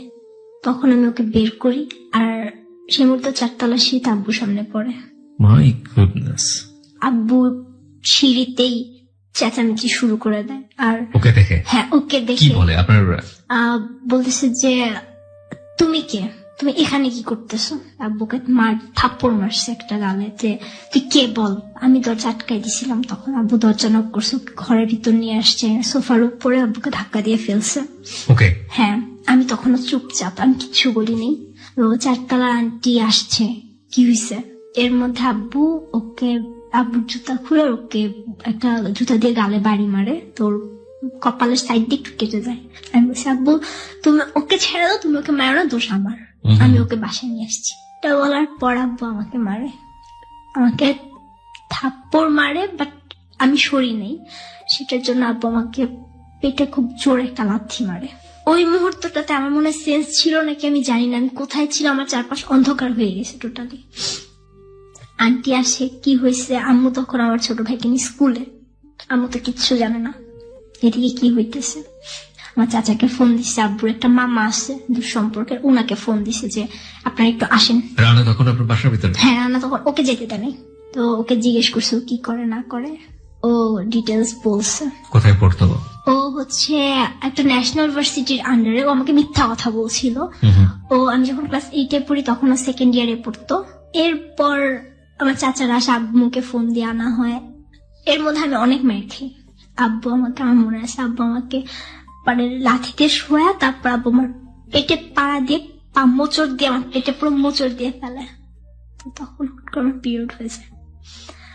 আমি মানে আমার ভিতর এমন একটা সেন্স ছিল, আমার খুব ছোটবেলা থেকে আমি যখন আমি বুঝতে শিখছি, আমি চিন্তা ছিল যে আমি মা হবো, আমার খুব কিউট কিউট বেবি হবে। আমি তখন আমার কেন মনে ছিল মা হতে পারবো না। এখানে একটি বিষয় নোট করতে চাই, আমরা জানি যে এই অনুষ্ঠানটি লাখ লাখ শ্রোতা শোনেন, একেবারে ছোট বাচ্চা থেকে শুরু করে অনেক বয়োবৃদ্ধ মানুষ এটা শোনেন। আমি যতদূর জানি প্রত্যেকটি রিলিজিয়নের একটা রিলিজিয়াস্টিক কথা বলছি যে মেয়ে বয়প্রাপ্ত হওয়ার পর এবং তার গায়ে বাবার দ্বারা হাত তোলা এটা সম্পূর্ণরূপে নিষেধ, এটা অন্যায় এবং এটা করলে গুনাহ হবে। এই কাজটি মা করতে পারেন, কিন্তু তাও সেটার জায়গাতেও একটা বিধিবিধ নিয়ম করে দেওয়া হয়েছে। আমি যতটুকু জানি, আমার পুত্র জ্ঞানে সেটাই বলে। এই ধরনের পৈশাসিক কর্মকাণ্ড এটা যে কোনো বাবার দ্বারাই এটা মেনে নেওয়া খুবই খুবই কষ্টকর, কিন্তু এগুলো আমাদের সোসাইটিতে হয়। এবং যে বাবারা সন্তানের গায়ে হাত তোলেন, কি ছেলে কি মেয়ে, মেয়ের ক্ষেত্রে তো অবশ্যই সচেতন হবেন, কোনোভাবেই হাত তোলা উচিত নয় সন্তানের গায়ে। এবং সে সন্তান যদি বয়প্রাপ্ত হন তাহলে তো প্রশ্নই ওঠে না। আর ছেলের গায়েও সন্তানকে কেন পিটাতে হবে, সন্তানের গায়ে কেন হাত তুলতে হবে? যদি কখনো এমন কোন ঘটনার মুখোমুখি হয়েই যান যেটা আপনি ট্যাকল দিতে পারছেন না, তখন শুধু একটা মেসেজ নিজেকে বারবার দেওয়ার চেষ্টা করবেন, আপনি সিন ক্রিয়েট করে রাগারাগি করে গায়ে হাত তুলে এটার কোনো সমাধান আপনি করতে পারবেন না। সুতরাং ওটা করার কোনো মানেই হয় না, বরং আপনি নিজেকে লুজ করলেন। একটা বড় জিনিস হয়ে যায় যে কোনো রাগারাগিতে, সেটা হচ্ছে ওই সব জিনিসটার সমাধান হয় না, কিন্তু একটা সাইড ইফেক্ট তৈরি হয়। হয়তো এরকম হয়ে যায়, আপনি রাগারাগি করলেন, সবকিছু শেষ মনে করছেন, আলটিমেটলি সম্পর্ক আগের জায়গায় আবার জোড়া লেগে গেল। কিন্তু ওই যে রাগারাগি করলে যে জিনিসটা ধ্বংস করে দিলেন বা যে জিনিসটা ক্ষতি করে দিলেন, সেটা আলটিমেটলি কখনোই আর রিকভার হবে না। সুতরাং রাগের ব্যাপারটাই হচ্ছে ধ্বংস। এবং আমাদের বিশেষ করে ইসলাম ধর্মে একটা নিয়মই আছে, যদি তুমি রেগে যাও, দাঁড়িয়ে থাকা অবস্থায় রেগে যাও তাহলে বসে পড়ো, বসে থাকা অবস্থায় যদি তুমি রেগে যাও তাহলে শুয়ে পড়ো। মানে রাগটাকে কন্ট্রোল করার কথা বলা হয়েছে, রাগকে কখনো এক্সপ্রেস করার কথা বলা হয়নি। বলুন, তারপর কি হলো? তো প্রায় 3-4 বারের মতো আমাকে আব্বু এরকম করে। তো করার পর ওই সময়টাতে বাসার ভিতরে আপনার চারপাশের লোকজন কেউ আপনাদেরকে হেল্প করতে আসছিল না? কেউ ছিল না বাসায়। যারা বাড়িতে রানা তখন কি করছিল যখন আপনার গায়ে টর্চার করছিল? হ্যাঁ, ও কয়েকবার বাধা দিতে চেষ্টা করছে, কিন্তু ওকে মারছে। টাইমে আব্বু আমার জামা ধরে টান দেয়, তো তখনও আমাকে ছুটায় নেয়। ও ছুটায় নিয়ে ও মায়ের খায়। তখন যে মায়েরগুলো আব্বু আমাকে দিত সেই মায়েরগুলো ও নেয়। আমার পেটে এত ব্যথা ছিল, আমি পেট চেপে ধরে আমি বসেছিলাম, জাস্ট আমি বিছানায় আমি নিচে বসা ছিলাম হাঁটু গেড়ে। এরপর আন্টি বাসা থেকে আম্মুকে ফোন দেয় যে আপনি আসেন তাড়াতাড়ি। আমি যখন পেটে হাত চাপ চেপে আমি কান্না করতেছিলাম, প্রচুর পেন হচ্ছিল। তো আন্টি জাস্ট বলছে কি তোমাকে মারছে? পরে আমি জাস্ট মাথা নাড়ছি, আমার মুখ দিয়ে কোনো কথা বের হয়নি। এর মধ্যে আমাকে ইশারা করছে যে তুমি পিলটা খেয়ে ফেলো, দেখলে প্রবলেম হবে। তো আমি পিলটা খেয়ে ফেলছি। আমি তারপর যখন ওয়াশরুমে গেছি তখন আমি দেখতে পাইছি যে আমার এটা পিরিয়ড হয়ে গেছে। এটার পর তো আন্টি আম্মুকে বলছে, আম্মু আমার ভাইকে ইমার্জেন্সি স্কুল থেকে, যেহেতু সরকারি স্কুল একটা নির্দেশনা, নামি দামি স্কুল, ওখান থেকে আনা যায় না, অনেক বলছে যে আমার মেয়ে অসুস্থ হয়ে গেছে, সেন্সলেস হয়ে গেছে, বাসায় হসপিটালে নেওয়ার কেউ নেই, এই বলে আম্মু নিয়ে আসছে। তো আম্মু আসার পর এই সিচুয়েশন দেখে আম্মু মানে দরজাতে আম্মু ঢুকতেও পারে নাই। আব্বু এখানে সিন ক্রিয়েট করতেছে, মানে আমাদের একটা বড় একটা লাঠি ছিল, ওটাতে নর্মালি কোনো পোকামাকড় বা ইঁদুর এই জাতীয় কিছু মারার জন্য। আব্বু ওই লাঠিটা নিয়ে আম্মুকে একটা বাড়ি মারে। ফরচুনেটলি ওইটা আম্মুর গায়ে লাগেনি, ওয়ালের সঙ্গে লেগে লাঠিটা 2 ভাগ হয়ে যায়। আমার পেট ব্যথা, আমি দাঁড়াতে পারতেছি না। তারপর আমি আম্মুকে এসে জড়াই ধরছি, আমি বলছি যা করছি আমি করছি, তুমি আমার মাকে মারবা কেন? আমার চাচা মনে আছে, আমার বাসায় 3-4টা বেদ ছিল, আব্বু রাখতো সবসময়। তো আমার চাচার বেদ দিয়ে আমার চাচা আমাকে পিটাইছিল। এই ঘটনার পরে ওই দিনই সঙ্গে সঙ্গে আমার চাচা যখন আসছে এসে আমাকে পিটাইছিল। আর আমার মা আমাকে জাস্ট শলার যে ঝাড়ু থাকে, বিছানার ঝাড়ু, ওই ঝাড়ুর পিছনে দিয়ে জাস্ট আমার হাতে একটা বাড়ি দিয়েছিল। আম্মু কানতে রানা তখনও ঘরে? হ্যাঁ, রানা তখনও ঘরে। ওকে বেরোতে দিচ্ছে না? না, ওকে আপনি বলছিলেন যে আপনাদের বিল্ডিং আর বিল্ডিং পাশাপাশি ছিল, তাহলে তো ওর বিল্ডিং এ জেনে যাওয়ার কথা। হ্যাঁ, সবাই জেনে গেছিল, বাট মানে বাড়িওয়ালা তো ইন্টারফেয়ার করার কথা না, কেউই না। তো এরপরে আমার চাচা আম্মুকে অনেক বকাবকি করে। ফার্স্টে আম্মু ভাবছিল যেটা হয়তো আব্বুর কিছু একটা করা, যে আব্বু কোনো একটা সিন ক্রিয়েট করে জাস্ট হয়তো আমার পড়াশোনা কোনো একটা ব্যাঘাত ঘটাতে যাচ্ছে, বা আম্মু যেন টোটালি মানে মেন্টালি একটা প্রেসারে থাকে, এই ধরনের কিছু করতে যাচ্ছে। বাট পরে দেখা গেল আলটিমেটলি সেটা না, আমি রিলেশনে জড়িত। ও আম্মুর সাথে কথা বলতেছিল, আম্মুকে বলছে আন্টি ভুল যা করছি, আমরা ভুল করে ফেলছি, আপনি মাফ করে দেন। দেখেন আমি যদি এখন ওকে বিয়ে করি আমি ওরে পালবো কিভাবে, আমি তো স্টুডেন্ট। তারপর ও চলে যায়। ও যাওয়ার মুহূর্তে আমার ছোট ভাই আমাকে পরে বলে যে আপু ভাই আমাকে বলতেছিল যে তুমি আমাদের অনেক হেল্প করছো, সেজন্য তোমাকে অনেক থ্যাঙ্কস। তো পরে আমি কোচিং করলাম, স্কুল করলাম, আবার রেগুলার শুরু হলো। কোচিং এ আমার একটা টিচার ছিল, তো ওনার সাথে আমি খুব ক্লোজ ছিলাম। আমি ওনার সাথে আমার সবকিছু শেয়ার করতাম, উনি আমার লাইফের সবকিছু জানতো। আমি বোঝা থেকে তখন পর্যন্ত সবকিছু, জাস্ট ফিজিক্যাল রিলেশন এটা আমি কাউকে বলিনি। কম্পিউটার আমি ওনার কাছে একা পড়তাম, আমি ওনাকে বললাম যে দেখেন এরকম এরকম হয়েছে। আমার যখন মোবাইল আসে তখন আমি ওনার নাম্বার নিয়ে ওনার সাথে আমি ফোনে কথা বলি, আমি টিচারের কথা মতো সবকিছু করি।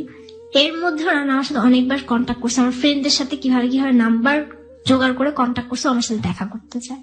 একদিন আমি ওর সাথে দেখা করি, বাট তখন দেখলাম ওর মেন্টালি টোটালি আমার জন্য টান না, আমার ফিজিক্যালি ওর টান, আমার সাথে আবার করতে চায়, আমি করিনি।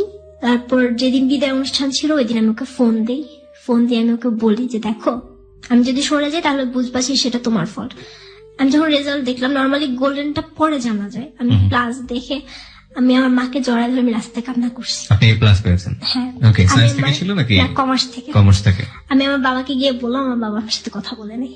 তো রাত্রেবেলা আমার স্যার আমাকে ফোন দিল যে মনিকা তুমি মোবাইলে দেখো, মোবাইলে ফুল রেজাল্ট দিতেছে সাবজেক্ট ওয়াইজ। তারপর যখন আমি মোবাইলে দেখলাম আমার গোল্ডেন আসছে। Golden A plus? কত সালে? 2013-এ। 2013-এ মতিঝিল থেকে? মডেল থেকে। মতিঝিল মডেল থেকে। Okay. College life start, totally new একটা লাইফ। তখন আমি একটা ছেলের সাথে আমি আবার রিলেশন করি। রিলেশন বলতে আমার তখন মেন্টালিটি ছিল আমি ছেলেদের ইউজ করব। কেন এটা মেন্টালি তৈরি হলো? আমি জানি না কেন, বাট আমার ভিতর চলে আসছে আমি ছেলেদের ইউজ করব। কি ছেলেটার নাম কি ছিল? তানভীর। ওকে। তারপর এই মোবাইল দেওয়ার পর আমি ওর সাথে কন্ট্যাক্ট করি। তো তখন আমার সাথে ফ্রেন্ডশিপ, নট লাভ, এই ধরনের কিছু না। একদিন আমি আমার মার কাছে ধরা পড়ে যাই, আমি আমাকে বলি আম্মু দেখো সাথে আমার জাস্ট ফ্রেন্ডশিপ আর কিছু না। বাট আম্মু আমাকে বিলিভ করে নাই, আমি অনেক উল্টাপাল্টা কথা বলেছিল। আমি আমার আম্মুর সাথে রাগ করে আমি অনেকগুলো ওষুধ খাই। তারপর আমাকে ওয়াশ করে নিয়ে আসার পর আমি তখন আবার টোটালি সুস্থ, আমি পড়াশোনা করতেছি ভালোভাবেই। মাঝখানে আমার হঠাৎ করে কেন যেন মনে হলো যে রানা আমাকে সত্যি লাভ করে, আমি ওকে ঠকাইছি। এটা চিন্তা করে আমি ওর কাছে আবার ব্যাক করলাম। বাট ব্যাক করার 1.5 মাসের মাথায় আমি জানতে পারলাম ওর একটা ফ্রেন্ডের মাধ্যমে আসলে আমাকে লাভ করে নাই কখনো, আমাকে টোটালি ইউজ করছে। তারপর আমার সাথে রিলেশন হয় হচ্ছে শাওনের। 1 মাসের রিলেশন ছিল, বাট ও আমার সাথে রিলেশনটা করে টাকার জন্য। আরেকটা মোমেন্টস যেটা আমার লাইফে অনেক কিছু চেঞ্জ করে দিছে, আমি যে কোচিং এ পড়তাম ওই কোচিং এরই ফার্স্ট ইয়ার, দেখো সেকেন্ড ইয়ারে ফার্স্ট ইয়ার একটা ছেলে স্টুডেন্ট, নতুন স্টুডেন্ট আসছে। ও আমাকে মনে করতো আমি ফার্স্ট ইয়ারে ওদের সাথে স্টুডেন্ট। তো আমার সাথে কথা বলতে ট্রাই করতো, বাট কখনো পারেনি। ওকে ফোন দিই, ওর সাথে কথা বলি। তো একদিন আমার সাথে দেখা করতে আসে, ওকে আমি আমার টোটাল লাইফ হিস্ট্রি বলি। তো বলার পর ও বলে যে আমি তোমার সবকিছু মাইনে নিয়ে আমি তোমার সাথে রিলেশন করব। বাট ও আমার 1 বছরের জুনিয়র ছিল। তারপর আমি রিলেশন করলাম। রিলেশন করার 1 মাসও হয়নি, কয়েকদিনের মাথায় হঠাৎ করে ওর মাথায় কি হলো আমি জানি না, আমার ফ্রেন্ডের সাথে আমার সাথে আমার 2টা ফ্রেন্ড ছিল, একজনের নাম হচ্ছে মাটি আর একজনের নাম সূচনা। তো ওদের 2জনকে নিয়ে আমার ওর সাথে রিলেশন। মাটির সাথে খুব ভালো আন্ডারস্ট্যান্ডিং ছিল। ওকে ফোন দিয়ে বলছে যে আমি মনিকার সাথে ফিজিক্যাল রিলেশন করব, তুই আমাকে হেল্প করতে হবে। তারপরে তো ও মাটিকে বললো, মাটিকে অনেক কষ্টে ও কনভিন্স করলো। পরের দিন আমি মাটির বাসায় গেলাম, এমনি যাই, প্রতিদিনই যাই নর্মালি, কোচিং এর পর তো গেলাম। যাওয়ার পর ও আসলো, আসার পর তখন আমি বললাম কি হয়েছে, তখন বলতেছে ও তোর সাথে ফিজিক্যাল রিলেশন করবে। আমি বলছি ইম্পসিবল, আমি করবো না। লাভ মানে কি এইটা, লাভ মানে কি ফিজিক্যাল রিলেশন, আমি করবো না। মাহমুদ আমাকে বলতেছে যে তুমি তো শাওনের সাথে ফিজিক্যাল রিলেশন করছো, এই জন্য তুমি এখন আমার সাথে করতে চাইতেছো না। আমি শাওনের সাথে ফিজিক্যাল রিলেশন করিনি, আমার লাস্ট রান্নার পর আমার কারোর সাথে আমার কোনো ফিজিক্যাল রিলেশন হয়নি। তো ওর সাথে আমার 4 মাসের রিলেশন ছিল। 4 মাসের মধ্যে মোটামুটি প্রায় অনেকবার আমার সাথে রিলেশন হয় ফিজিক্যালি। ওর সাথে রিলেশনের পরে আমি এফবি আইডি খুলি, আমি ফেসবুক আইডি চালাচ্ছি। তো তখন আমার অবস্থা এমন হয়ে গেছে, আমি মেন্টালি সিক হয়ে যাইতেছি। আমি তখন খুঁজতেছি আমার এখন টোটালি আমার মেন্টালি সাপোর্ট দিতে পারবে, আমার এরকম একজন মানুষ আমার লাগবে। এর মধ্যে আমার মাহমুদের সাথে যতবার ফিজিক্যাল রিলেশন হয়েছে ততবারই আমার ফ্রেন্ডরাই আমাকে ওই মাটির কথা বললাম, আমাকে উদ্বুদ্ধ করছে। একটা বিষয় আমি একটু ছোট করে আপনার কাছ থেকে জানার চেষ্টা করি, এই যে আপনি এত বড় বড় মানে শারীরিক সম্পর্কে জড়িয়ে আছেন, এগুলো সবার সাথে আপনি শেয়ার করতেন? মাটি বা আপনার ফ্রেন্ড সবাই জানতো না, বিষয়গুলো? সবাই জানতো না। তাহলে বিষয়গুলো নিয়ে বারবার কেন চেস করছে সবাই? এটা শুধু মাটি করতেছিল, কারণ মাটি জানতো শুধু। মানে মাহমুদের সাথে আমার যে রিলেশনটা ছিল ফিজিক্যালি, এটা ওই রানার পরে যে ছেলেটার সাথে আপনার রিলেশন হয় তার নাম কি ছিল? আর তানভীর। ওটা এন্ড হলো কিভাবে? ওটা এন্ড হলো হচ্ছে আমি ওই যে ওষুধ খেলাম রাগ করে। আচ্ছা, রাগ করে ওষুধ খাওয়ার পর আম্মু আমাকে বললো, মানে আমি আমাকে বুঝাইতে চাই যে আমার এই ধরনের কিছুই না। এবং তারপর থেকে যোগাযোগ বন্ধ তারপর করে থেকে দিয়েছেন? আমি টোটালি যোগাযোগ বন্ধ করে দিয়েছেন। তানভীরের পরে যে ছেলেটা আসলো তার নাম কি? শাওনের সঙ্গে আপনার শারীরিক না, আমার সম্পর্ক কিছুই ছিল না। কিন্তু এই সম্পর্কটা এন্ড হলো কিভাবে? এটা ও আমাকেও অ্যাভয়েড করতো। একটা পর্যায়ে গিয়ে অ্যাভয়েড করেছে। ওই টাকাটা যখন নিল নেওয়ার টাকা পরে নেওয়ার অ্যাভয়েড পর করেছে। থেকে avoid। এরপরে যে আসলো তার নাম কি? মাহমুদ চাইতো আপনার সঙ্গে এই ধরনের সম্পর্ক হ্যাঁ, জড়াতে, এটাই। এবং মাহমুদের সঙ্গে আপনি তখন কন্টিনিউ করছেন। হ্যাঁ। ওকে, তারপর? আর তখনই আমার পরীক্ষার মধ্যে এই পরীক্ষা মানে এমন একটা দিনে যে আমি টোটালি রিভাইজ করা ছাড়া, আমি পড়া ছাড়া আমি পরীক্ষা দিয়ে আসছি, বোর্ড এক্সাম। ইন্টারমিডিয়েট? হ্যাঁ, ইন্টারমিডিয়েট বোর্ড এক্সাম। আমি একটা দিনও বই নিয়ে বসেছিলাম, বাট আমি পড়তে পারিনি। মাই গুডনেস, এসএসসি তে গোল্ডেন প্লাস পাওয়া একটা স্টুডেন্ট, ইন্টারমিডিয়েট তার কি অবস্থা? এটা অনেক পরীক্ষিত সত্য। আমি আমার স্টুডেন্ট লাইফে দেখেছি, মানে আমার সাথে পড়াশোনা করেছে এরকম বন্ধু, এসএসসি তে সুপার ব্রিলিয়ান্ট রেজাল্ট এবং খুবই ভালো রেজাল্ট, কিন্তু ইন্টারমিডিয়েটে পাসই করেনি। এরকম অনেক ঘটনা বাংলাদেশে ঘটে। যাই হোক, বলুন তারপর। আমি মেন্টালি টোটালি পিস খুঁজতেছি যে আমার একটা মেন্টাল সাপোর্ট লাগবে, আমি আর এইভাবে থাকতে পারতেছি না। আমি এক্সাম দিলাম, আমি এক্সাম দেওয়ার পর আমি প্রচুর কান্না করছি। আমার টার্গেট ছিল আমি এখানেও গোল্ডেন পাবো, বাট আমি বলছি আম্মু আমি গোল্ডেন হয়তো বা পাবো না, আমি প্লাস পাবো, এটুকু আমি শিওর ছিলাম, বাট গোল্ডেন পাবো না। তারপর এফবিতে এরকম ফ্রেন্ড, নিউ ফ্রেন্ড, মানে আমাকে যে রিকোয়েস্ট পাঠায় আমি সবই একসেপ্ট করি, খেয়াল করি না। এরকম 2 জনের সাথে আমি কন্ট্যাক্ট করলাম, এফবিতেও চ্যাট করি, নাম্বার দিল, নাম্বারও চ্যাট করলাম, বাট 2 জনের মেন্টালিটি, যে 2 জনের সাথে আমি চ্যাট করলাম, কথা বললাম, মাহমুদের সাথে আমার তখন রিলেশন আছে, সেই অবস্থায় আমি দেখলাম ওদের মেন্টালিটিও একই, সবাই ফিজিক্যাল রিলেশনের ব্যাপারে ইনভলভ। মানে সবাই শুধু চায় না আমি তোমার সাথে ফিজিক্যাল রিলেশন করবো। ফেসবুকেও আমার বাজে বাজে পিক চাচ্ছে, বাট আমি দেখিনি। রোজার ঈদের পর হঠাৎ করে আমার আইডিতে একটা রিকোয়েস্ট আসে, আরিফ বিল্লাহ রাফি নামে। আরিফ বিল্লাহ রাফি মানে আমাদের এই মুহূর্তে যিনি প্রেজেন্ট আছে। ওকে। তো আমি জানি না, আমি সব রিকোয়েস্ট আমি দেখার সঙ্গে সঙ্গে একসেপ্ট করে ফেলছি, বাট ওর রিকোয়েস্ট একসেপ্ট করার আমি কেন যেন মানে একটু দ্বিধাদ্বন্দ্বের মধ্যে ছিলাম, কি একসেপ্ট করবো কি করবো না। কত সালে আসছে এটা? কত সালের কথা বলছেন? 2000? এই সালেই, জুলাইয়ের ঘটনা। জুলাই মানে এই কিছুদিন আগে যে জুলাই মাস গেল, হ্যাঁ, রোজার ঈদের পরপরই। ওকে। তো আমি ওর পুরো প্রোফাইলটা দেখি, ওর প্রোফাইলে ছিল ও শামসুল হক খান স্কুল অ্যান্ড কলেজ থেকে SSC pass, Cambrian school and college থেকে এইচএসসি, আর ঢাকা ইউনিভার্সিটিতে পড়ে। অনেক দ্বিধাদ্বন্দ্বের পর আমি ওকে একসেপ্ট করি। করার পরও ওর সাথে আমার চ্যাট শুরু হয়। ওই ফার্স্ট আমাকে নক করে। তো নক করার পর এরপরও আমাকে বলে ওর আরেকটা আইডি আছে রাফেদ চৌধুরী, মানে রাফায়েদ হাসান রাফেদ নামে। তো ও আমাকে ওই আইডি থেকে আমাকে অ্যাড পাঠায়, আমাকে একসেপ্ট করি, ওর সাথে আমার চ্যাট শুরু হয়। আমি ওকে আপনি করে বলে আমাকে তুমি করে বলে, হ্যাঁ মন খারাপ। তো একদিন আমি ওর ফোন নাম্বার চাই, আমি নিজেই চাই ওর ফোন নাম্বার, আমাকে ফোন নাম্বার দেয়, আমাদের ফোনেও কথা হয়। তারপর 2-1 দিন পর ও আমার সাথে দেখা করতে চায়, আমি তোমার সাথে মিট করবো আমার জাস্ট ফ্রেন্ড হিসেবে। তো আমি তখন অ্যাডমিশন কোচিং করছি। ও যে রাতে আমার সাথে কন্ট্যাক্ট করে যে আমি আসবো কালকে শিওর, ও আমাকে বলছে ও 11টার দিকে আমি আসতে বলছি, আমার 11:20 পর্যন্ত এক্সাম। তো আমি বারবার বলতেছিল যে আমার ওয়েট করতে ভালো লাগে না, আমি টাইম মতো আসবো, বাট আমার ওয়েট করতে ভালো লাগে না। আমি খুব এক্সাইটেড ছিলাম এফবিতে ফার্স্ট কারোর সাথে এভাবে ডিরেক্ট মিট করা। আমি ওকে বলছি ঠিক আছে, আমার তো এক্সাম 11:20 পর্যন্ত, আমি ট্রাই করবো যত তাড়াতাড়ি আসা যায়, প্লিজ আমার যদি লেট হয় তুমি রাগ করো না। তো ও আসলো, আমি এক্সাম দিয়ে অনেক দ্রুতই, তারপরেও ওকে আমি 20 মিনিট ওয়েট করাইছি। আসলাম, দেখা হইলো, বেলি রোড দিয়ে আমরা হাঁটতেছি, কথা বলতেছি, হাঁটতে হাঁটতে আমরা রমনায় যাই।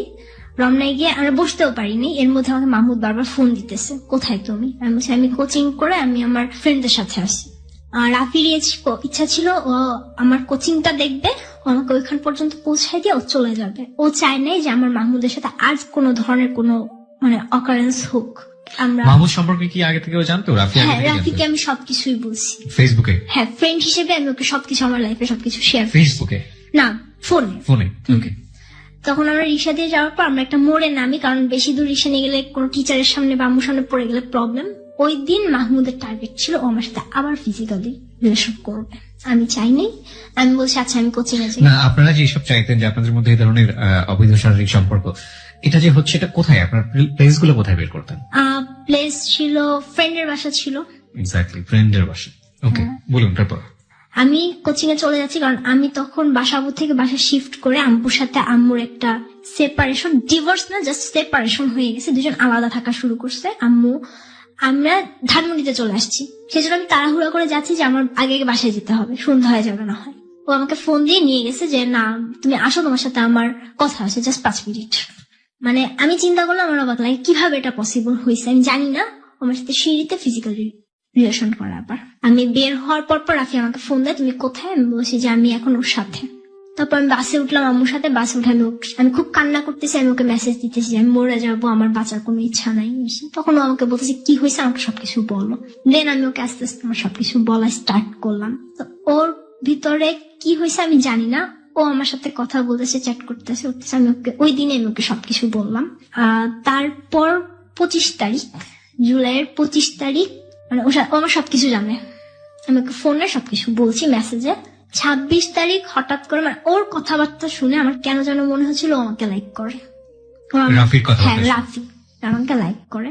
তো আমি তখন 26 তারিখ মানে 12টার পর রাত্রেবেলা, 25 তারিখ রাত 12টার পর আমি ওকে জিজ্ঞেস করলাম মেসেজ দিয়ে যে ডু ইউ লাভ মি? তো রাফি তখন বললো যদি বলি হ্যাঁ। তো আমি বলছি না, আমি হ্যাঁ না, আমি ডিরেক্ট অ্যান্সার চাই, হ্যাঁ অথবা না। তখন আমাকে বললো হ্যাঁ আই লাভ ইউ। দেন ও আমার কাছে জানতে চাইলো, বাট আমি কনফিউজ, আমি জানি না আমি লাভ করি কিনা। আমি বলছি দেখ আমি জানি না, আমি বলতে পারবো না। আপনি যে তখন মাহমুদের প্রতি ফলেন, মাহমুদ আপনার জীবনে আছে, সেটা তো রাফি জানতো? হ্যাঁ, সব জানতো। জানার পরে সে আপনাকে কিভাবে প্রপোজ করে?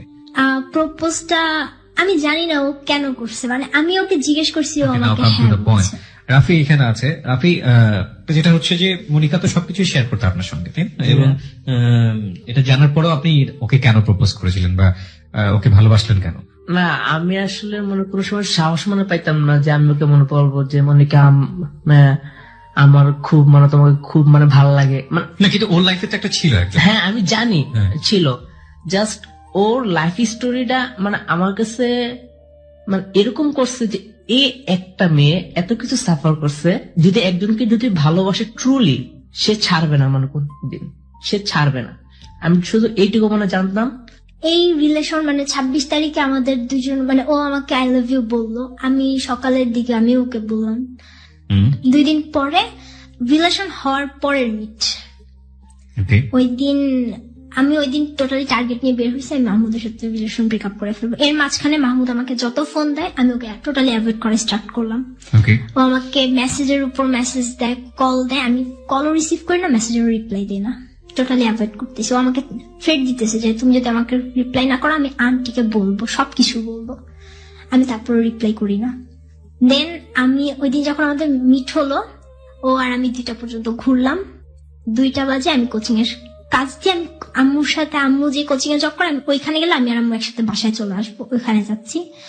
তো মাহমুদ ওই দিন কোচিং থেকে বের হয়ে ও আমি যেখানে কোচিং করি ওইখানে দাঁড়ায় ছিল। তো আমি আমার ফ্রেন্ড যে নূপুর, ওকে বলছি মাহমুদ যদি তোকে ফোন দেয় কিছু দেয় তুই বলবি মনিকা কোচিং ক্লাসে আছে, আর কিছু বলবি না। তোকে যদি রাস্তায় দেখে বলে বলবি ও অফিস রুমে কাজ করতেছে, তো তুই ও এখন দেখা করতে পারবে না, ও আসবে পরে।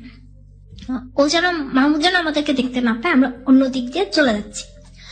এর মধ্যে মাহমুদ আমাকে ফোন দিছে, কোথায় তুমি?